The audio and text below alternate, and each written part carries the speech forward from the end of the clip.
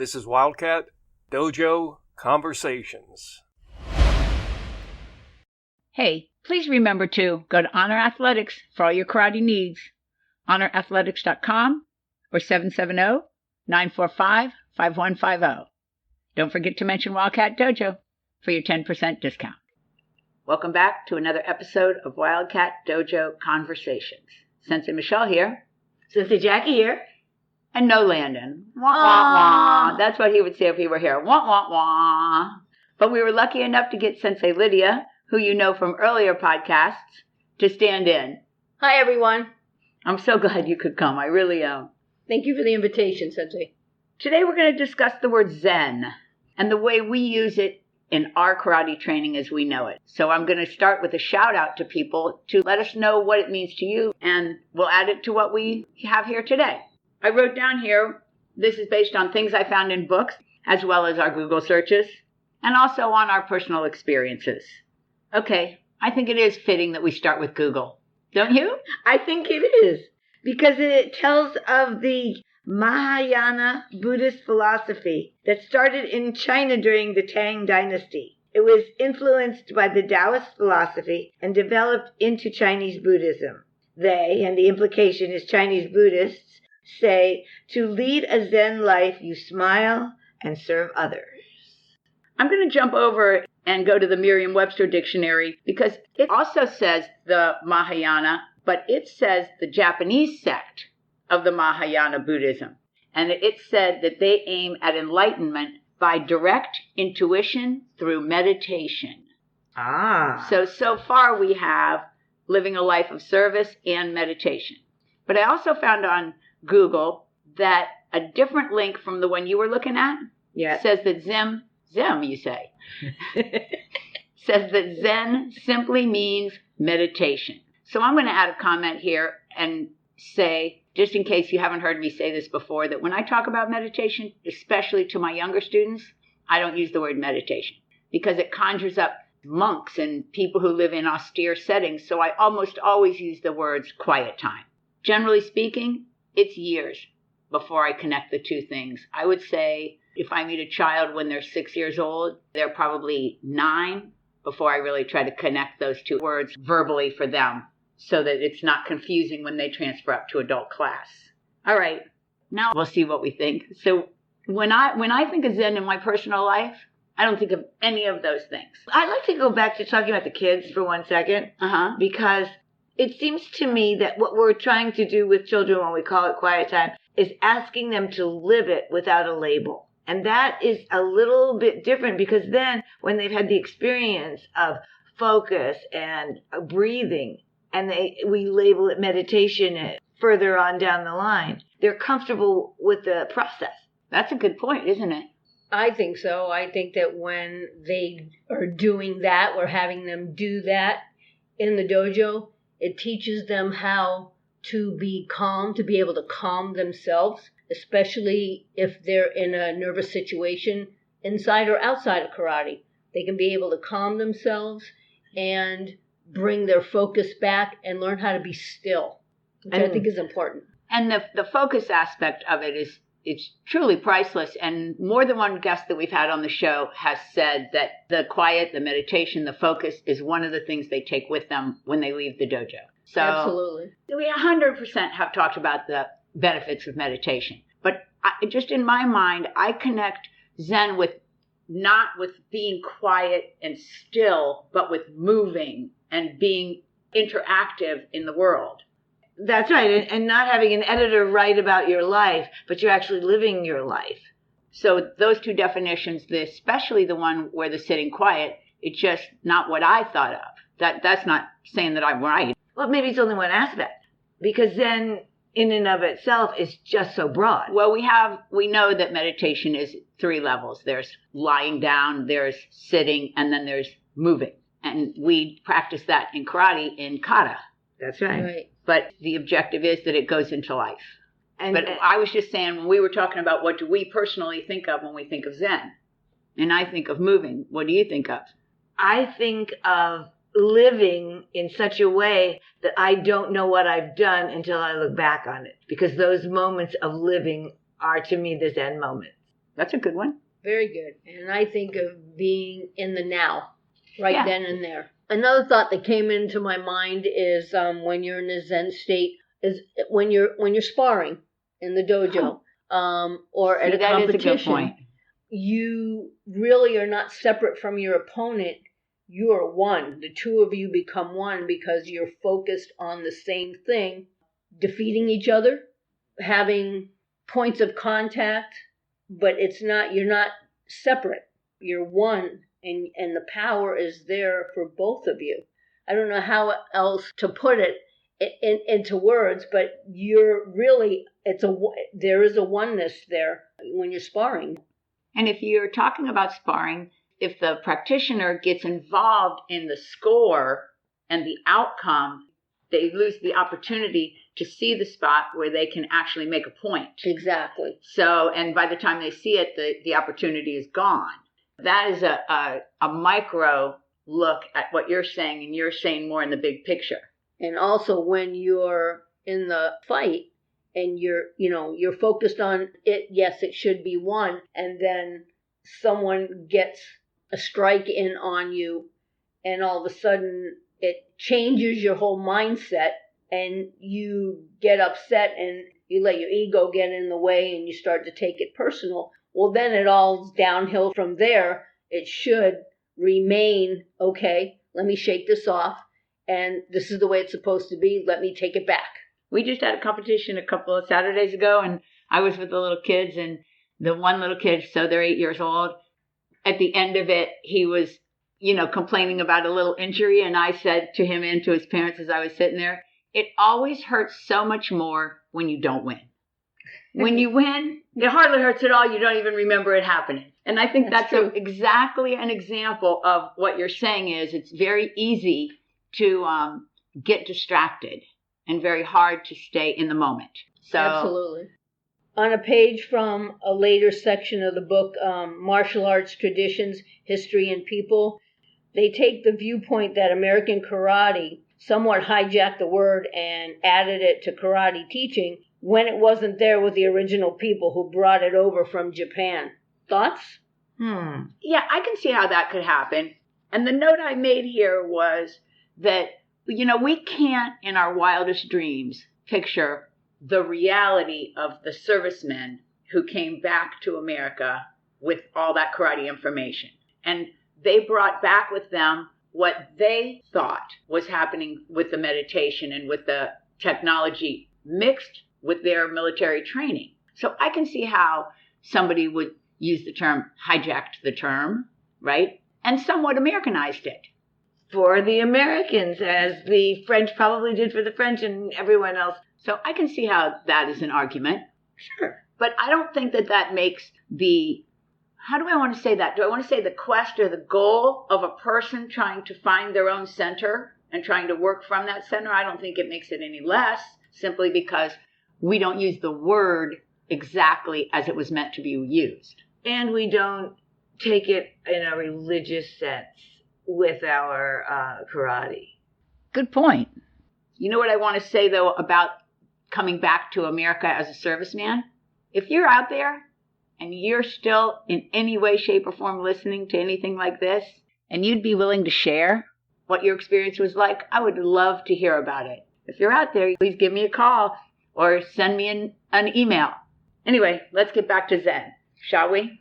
In the Karate Dictionary, Zen is defined as a discipline of enlightenment related to the Buddhist doctrine that emphasizes meditation, discipline, and the direct transmission of teachings from master to student. Known as Chayana in India and Sha'an in China, how do you guys think we should pronounce those words? I can't even begin to guess. The one is spelled Chyana. We'll do the shout out. If you know, let us know. And the other one, it has an apostrophe in it, right? Yes. So it's SH''AN? That's what it says. Hopefully one of our listeners will be able to help us. And if we insulted you with our pronunciation, please be forgiving. Please. All right, let's go back to our personal thoughts. Anybody have anything before I go into some notes I made? I don't think I have anything right now. No, nothing right now, Sensei. Well, we all know because we all still say it in the dojo, that Peter Urban always says Zen is zeal, energy, and nowness. And I totally think that's on track. Absolutely. The 3 words that he picked are excellent words.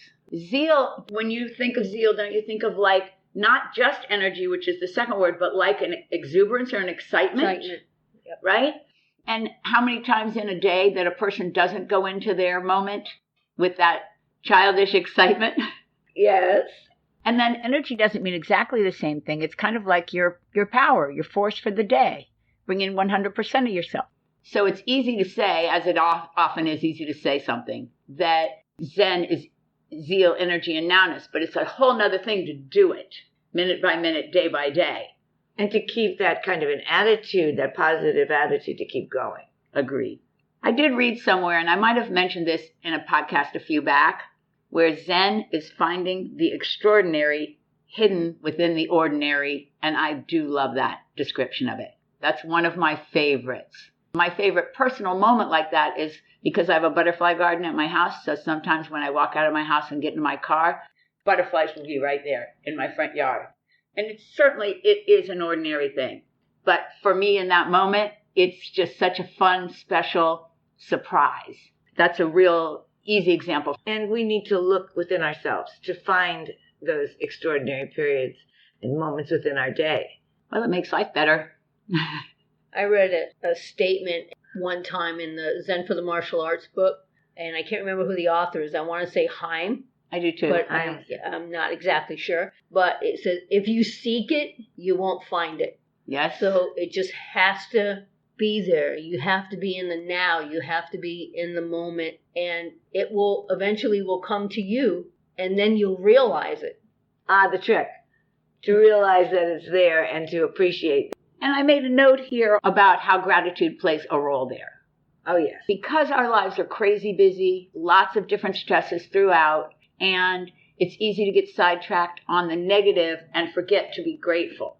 And it's almost like the kind of Post-it note you want to put up every day. Just the word grateful so that your eye flashes by it, just like it did those butterflies.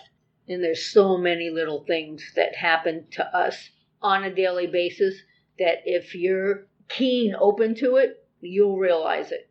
Yes. But that being open, that's the key, which takes us to nowness, which you mentioned earlier and right. Urban mentions in his definition, or an acronym of Zen, let's say. Mm-hmm. Absolutely. All righty. There is a thought out there that when a person is in a Zen state, their intuition is well tuned and they should trust it and follow it.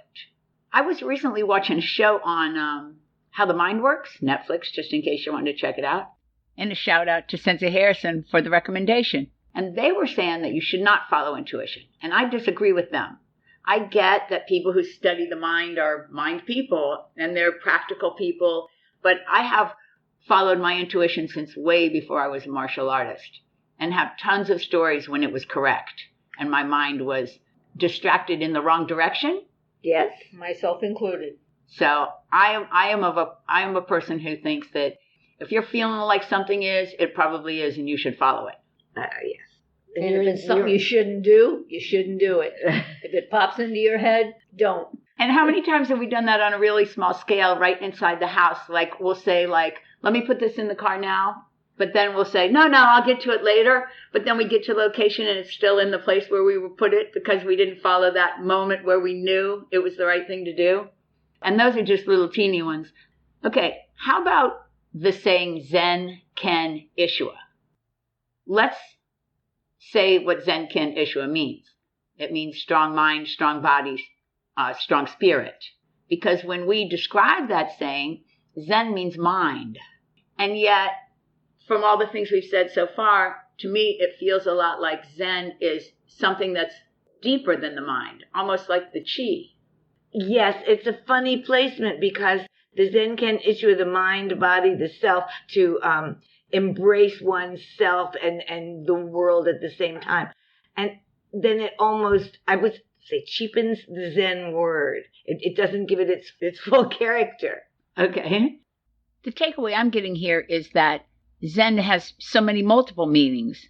And I think that speaks to a few things. One is that the listener has to be completely involved with the speaker as to understand what they mean. And the other one is that the in-person meeting that we've talked about so many times that a dojo brings becomes important in understanding this kind of learning process or philosophical concept.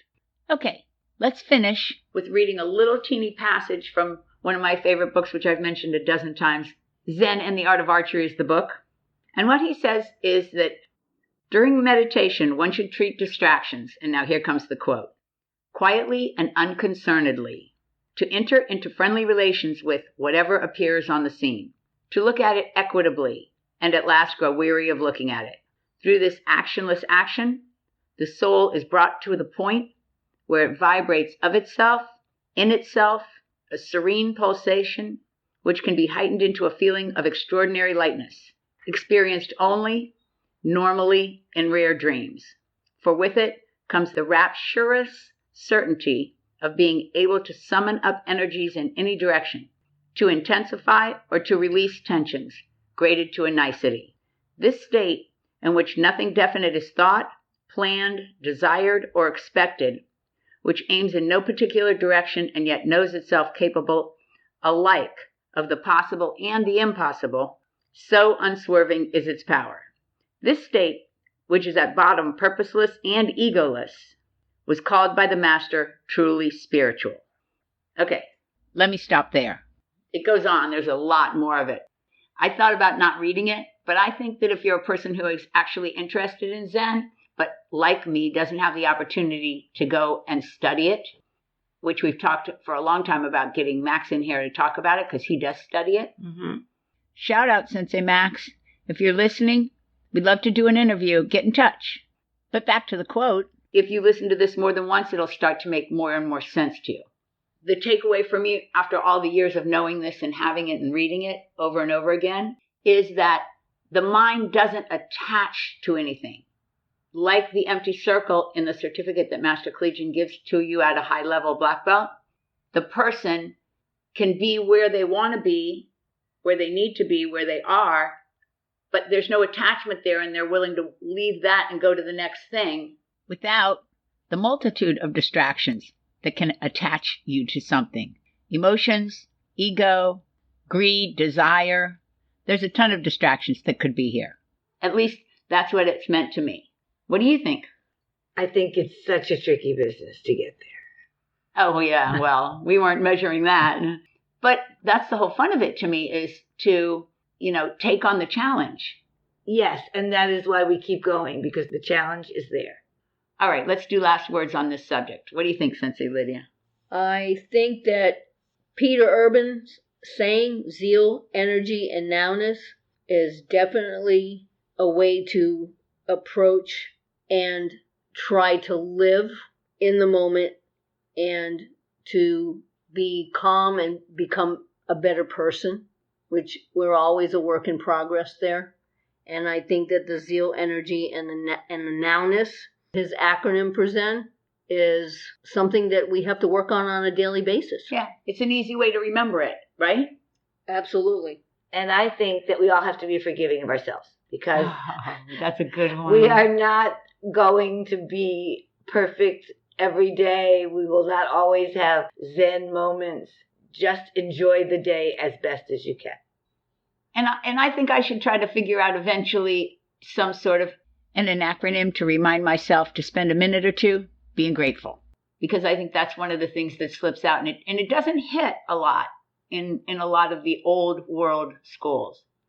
Schools of thought. Yes. And mindfulness, the word that they now use, the fresh word, is really saying the same thing. It's saying just be in the moment. So this is thousands of years old, this idea. It's not a new idea. They just put a new label on it. That concept is something that people have been striving towards, struggling with, whichever word you want to go with there. Yeah, since humans have been on the planet. Okay, guys, anything more on this one? Okay, let's do our goodbyes. Lydia, I want to thank you so much for being here. I know it's a hassle to arrange it in your time.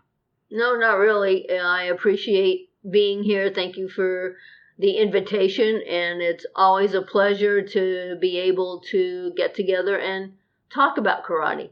That is fun. It surely is. I'm so glad you were here, and I'm so glad we had a kind of a different day today. It really tried to keep us focused without distractions.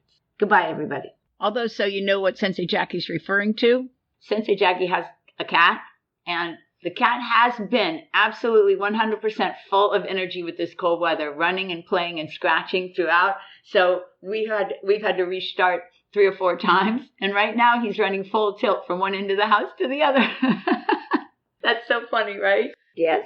Okay, guys, I'm going to sign off for today. See you next week. Do I need to remind you?